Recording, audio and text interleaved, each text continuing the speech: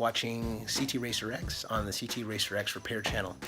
I am getting ready to have a look at my Dodge Viper here. I've got a Dodge Viper ACR, and I am actually getting ready to, believe it or not, pull off this lovely side panel here because I've got what I believe to be an exhaust leak. It's okay though, because it's probably one of 3 bolts on the lower side of things. So what we're gonna do is go ahead and pull off the side panel. We're gonna check for our bolts, make sure that we have washers and bolts, split washers, excuse me, bolts all the way around on all the little fittings, and make sure everything is smooth. And if it looks great, then we can cinch it up and go to the other side. This repair time is about 30 minutes on give or take. The hardest part of it is going to be removing this bolt right here.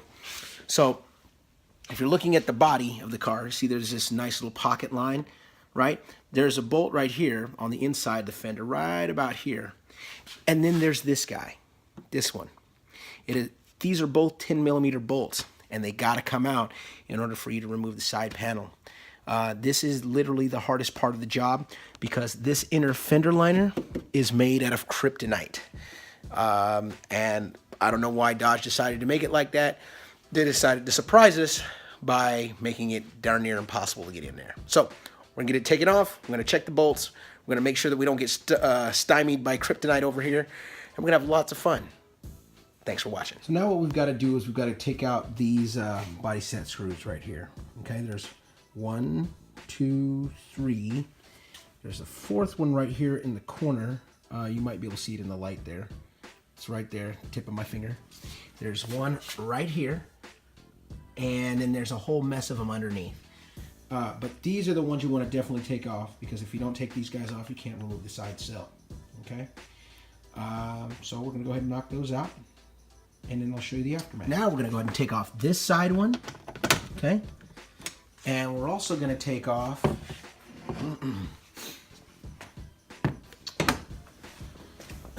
these guys over here. There's a total of, let's see here, 1, 2, 3. So we're going to take them off. This one, and then this one, and then this one. It might be easier if you turn your wheel inward, because the more room you have, the easier it is to handle your business. So there's one there. I'm going to just knock that out right here.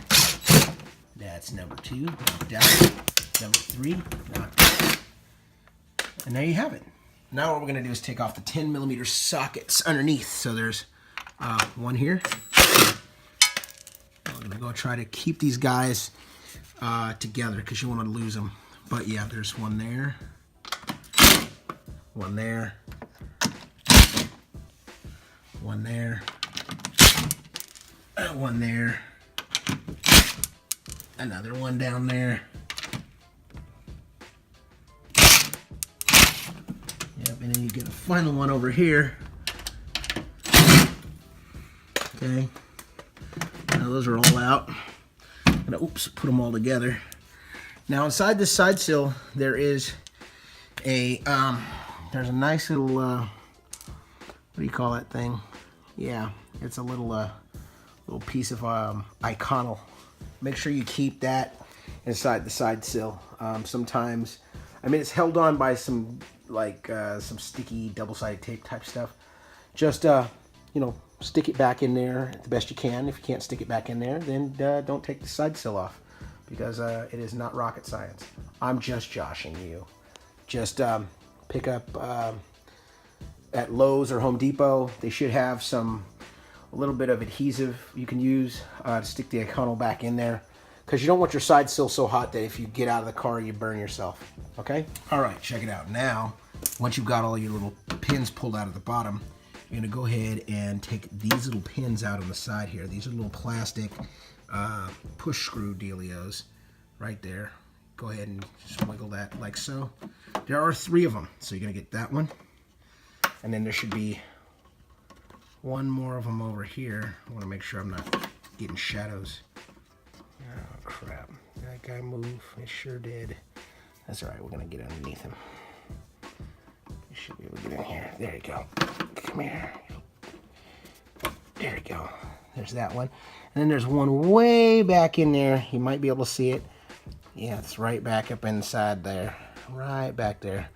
Just go ahead and hit that guy too. Just make him come out. Just give him a little turn, and if they don't dance on you. Oh man, there you go. Really? Come here. There you go. All right, got him up. All right, and once you got him up, just gotta pull the pins out, then pull the little guys out, pin out, pull the thing out. Don't be afraid if they act a little weird on you, a little strange on you. That is okay, as long as they're not broken. You're happy. Okay, pin. All right. The question is, how many times have I done this? Like a gazillion. There's nothing you really can do about this. There are sometimes there are things that are gonna just get loose, because that's just what it's about. So anyhow, now comes the hard part, pulling this deal out. And so I'm gonna casually not show you me working on this. This is usually where I do the largest amount of cussing. And this is a G channel, I think. That was pretty easy. I probably should not have hipped you guys to the fact that I might be cursing through this, because it's not that bad. Just wiggle it out of the way. Now comes the hard part. Once you got this guy wiggled in, you're gonna use an extension in your 10mm driver, and you're gonna go ahead and release the nut that's on the back of here. You can actually see it right here. There you go, that nut right there. So you're just gonna release the bolt on it. Now, here's the thing. The secret is, do not take the bolt all the way off. If you take the bolt all the way off, you will probably have the worst time in the world putting it back on. Again, you're just gonna loosen these guys up a little bit, just enough so they'll slide off. And that's it, that's the whole deal. All right, as you can see, just go ahead and loosen that bolt. Remember, don't take these nuts off. If you take them off, you're gonna pay, and you don't want that. So, now comes the taking off the fender. Make sure your door's open. And when you go to pull this off, you're gonna need 2 hands. This is a lot easier with 2 people, but I don't have 2 people, I've just got me. So I'm gonna go ahead and pull this guy out, and it'll show you the aftermath. And there you have it. This is the side sill off of the vehicle. All right, as you can see, my exhaust looks a little different than stock. And that's mainly due to the fact that I've put in a set of Aero exhaust mufflers and in a straight 3-inch exhaust. All right, now our issue is here. We've lost all of the bolts out of the exhaust manifold, or it looks like our gasket came out. What the H? I don't even know what the heck happened here. I'm seeing, oh yeah, looks like I've got a bolt missing, or something going on here. We'll have a look, we'll see what's going on.